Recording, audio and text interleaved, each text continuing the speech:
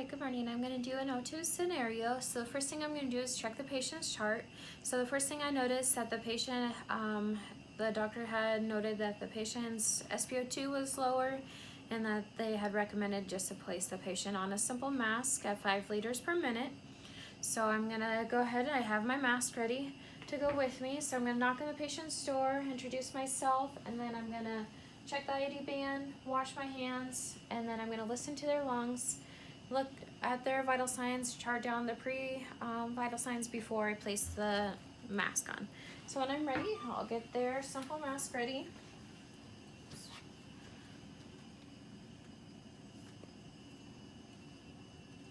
And make sure there's no tangles in it.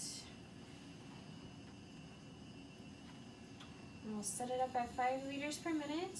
All right, so the doctor has prescribed you to be with oxygen today with a simple mask.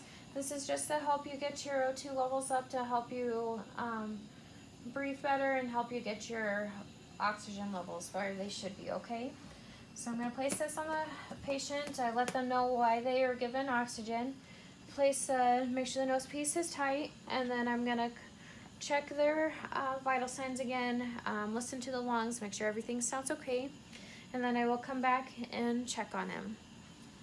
All right, so I left the room for a little bit, and then I got notified that the patient was getting hungry, so I'm going to take along with me a nasal cannula just so that way I can get them on, so that way they can eat. So I'm going to change this. Okay.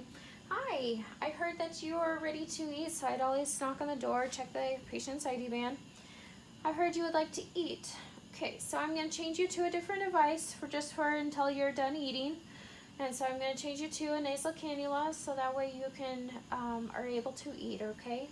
So I'm just going to remove this from you, and I'm going to change you to your nasal cannula so you can have something to eat that way. It'll make it easier, but you'll still be getting the oxygen that you need, that the doctor has prescribed for you.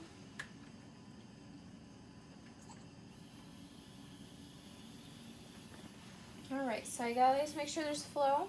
Alright, so I'm going to place this around your head, and I'm going to place this in your nose. I ask that you leave this behind your ears and not to remove it without me here, as it can cause sores around your ears, and it can also cause more dryness and irritation to your nose if you remove it from your nose, okay? And then I can set you up. I would set the patient up so that way they're able to eat, and make sure when they are set up that the tubing does not get kinked and does not get in the way of the patient from eating. So then I'd leave the room, and then I'd come back, and then I could switch them back to the simple mask when they are finished eating, and then I would chart on the patient's chart that I switched to the nasal cannula so they could eat.